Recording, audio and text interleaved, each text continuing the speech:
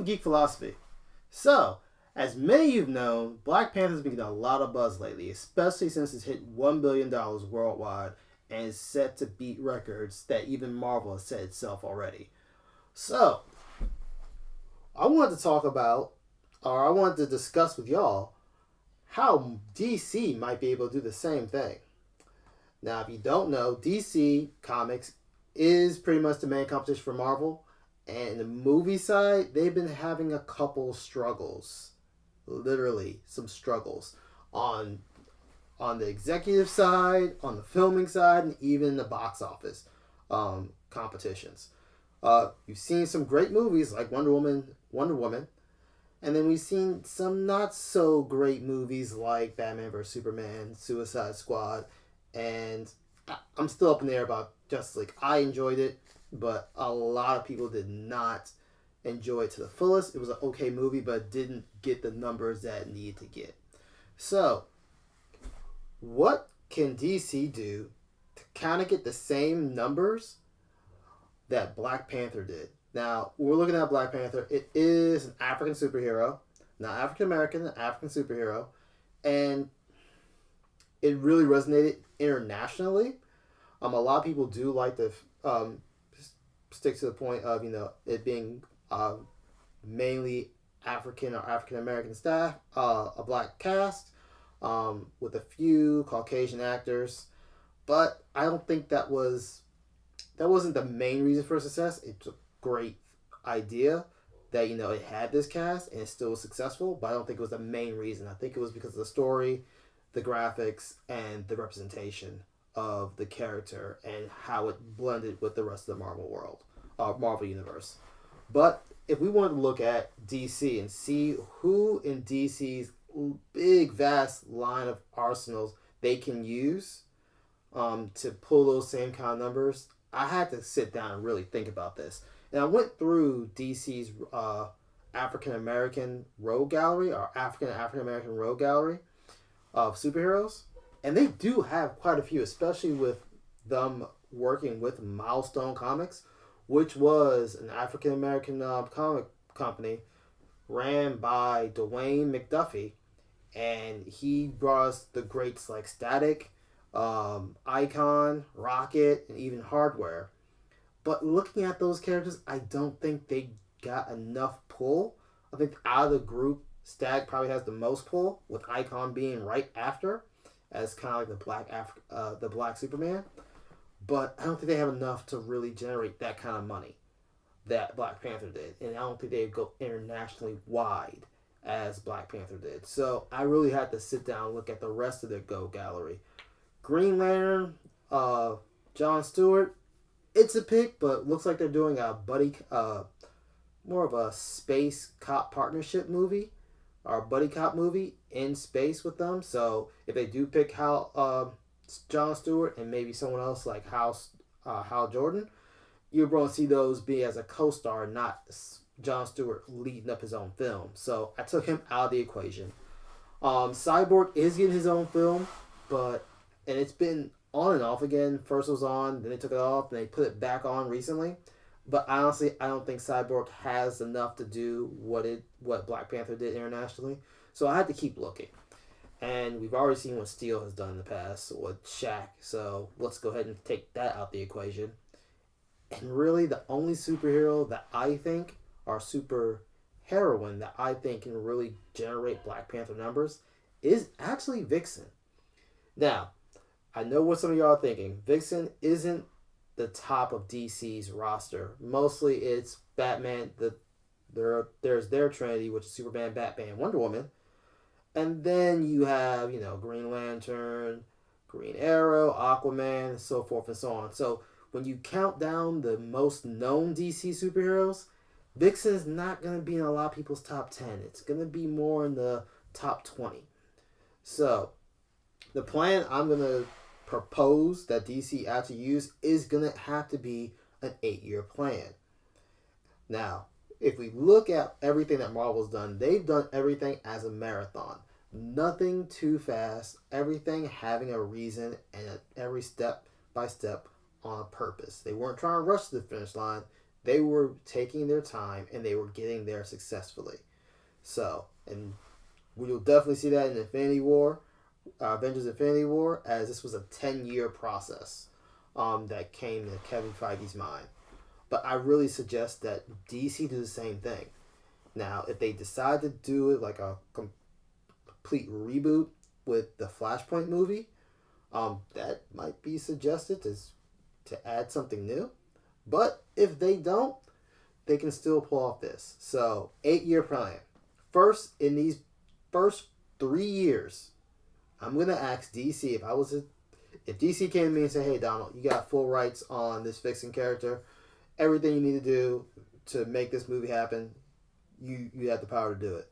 First thing I'm doing, I'm taking Vixen off of Legends of Tomorrow. Yes, she's a great character on that show, but honestly, the show is really designed for your B, C list characters to be introduced to the public. And honestly, when it comes to a movie like this, you're going to have to take her away to reimagine her. Because if you do come out with a movie in the next couple of years and you've been having Vixen on this show the whole time, all they're going to think of is the Legend of Tomorrow show and not think of the movie. And we saw that even with the Flash TV show and comparing it to Justice League's Flash. So, okay. Vixen off the show. Done. Alright? Next thing I want to do is I want to get some top writers to actually start writing Vixen solo series comics. Alright? Again, this is an 8-year process, but every step is necessary. We need to make more Vixen solo comics. Now, she's had a couple miniseries, and she's been on some prominent teams like JLA, Justice League, and even in the new Rebirth story, she's heading up the Justice League of America, which is a great spotlight. But this all stems from teamwork, so she doesn't really get a much spotlight in these series to really showcase her abilities and her personality. So, start off. Let's go ahead. Give her a series, an ongoing series, not a mini series. We don't need a quick origin story or anything like that. We need an ongoing series in the comics. And you're going to take a gamble because you got to really entice people to buy that comic. But DC's been doing really great with their comics, so I don't think there's anything to worry about as far as writing comics. All right? Next, we need to start using the streaming platforms for children. All right?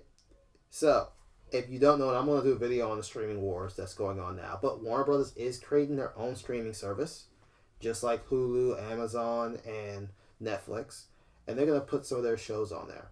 One of the things that we've been really anticipating is Young Justice League Outsiders showing up on this streaming platform along with Titans. All right? Now, these two shows are still generated towards adults.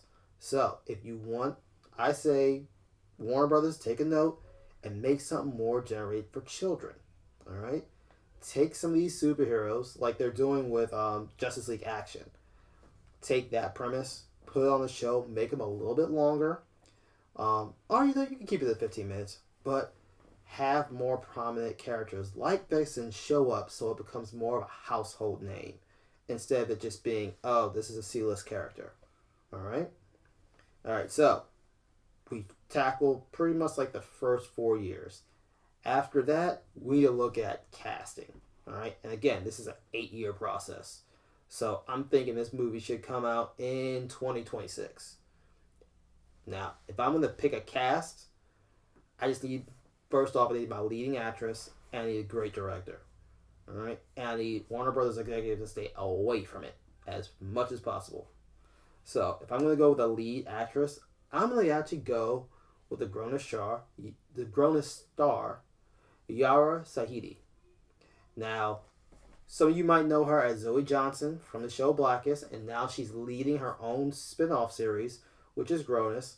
I'm thinking 8 years from now, she's about 26. She's 18 now, 26-year-old. I think the comedy, she's a great comedy actor. I would like to see her in some more serious roles, and I think that's going to come as she finishes school.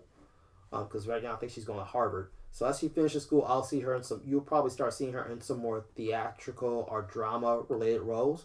But I think by then you'll start seeing a more rounded actress, and she'll be perfect for an action movie. I definitely like her personality. I see that she has the comedic pull that you need in superhero movies. And I also gotta say that once she gets all the knowledge that she has that she can get from Harvard and theatrics, she's gonna be an amazing actress. Like she's already great, but that's just gonna heighten her, and she's gonna be Halle Berry status within the next 8 years. All right. Now, pick the actress. Next thing I want to talk about is your director. And I say 8 years from now, I think Ava DuVernay is still going to be a household name, and she's going to be doing that much more movies. And I would like to see her take on superhero movie. She was signed for a Black Panther in the beginning, and she left because of creative differences. But and she gave it to a good friend of hers, Ryan, or she introduced Ryan Coogler to it, which is a great friend of hers. So we did get the right director for it, but I do want to see Ava try her spin on superhero movie. And with the movies that she's done, and I haven't seen Wrinkle in Time yet, but when I see it, it is a highly anticipated movie, and I think she's going to do great with it. But I want to see her imagination and her drive in storytelling put into Vixen. All right, and this being a DC property, I think it will be able to pull some numbers. Now, we talked about some of the other elements, but the main reason why I picked Vixen is because the rest of the superheroes weren't what they didn't have the same pull as Black Panther did, because Black Panther's pull was not only a superhero movie, but it was also a love letter to certain people or demographics, giving them a sense of coming home. You felt the ancestry, you felt the warmth of coming home to that movie. And you're gonna need the same thing. And you really can't get that with like Static Shot where you're stuck in Detroit or Dakota or in an urban setting in America. You need it to be a coming home story. And I think Vixen is that right superhero to really pull off that kind of story. And if you don't know, she pretty much has a power. She has the powers of almost any animal through a spirit totem that's passed down through her African tribe and the Zambezi. And when she was young, her mother was the bearer, and they were taken down. Her mother helped her escape to America before she died, and she was raised in America. So again, this can do the same thing as Black Panther, really a coming home story as she, inherits the totem, finds out she has powers, and then journeys her way back to Zambezi to learn her heritage and fight off whatever evil is. Now, I'm no writer, I can't come up with the whole story, but that premise right there, I think, can do the same thing that Black Panther is doing now. All right, but this is a theory. And everyone has their own philosophies. So write down in the comments down below. What do you think? Do you think Vixen can do the same thing that Black Panther did for Marvel as will it be able to do for DC? Or do you think DC just doesn't have a chance? Let me know down in the comments. Also, don't forget to subscribe, hit that like button and that bell to be notified of any videos in the future. All right. Thanks for watching. Have a great day, y'all. Thank you for stopping by Geek Philosophy. If you like this video, hit that thumbs up button, put your philosophies in the comments, and also hit that subscribe button so you can be notified of all future videos. Thanks for stopping by Geek Philosophy, the geek way of thinking.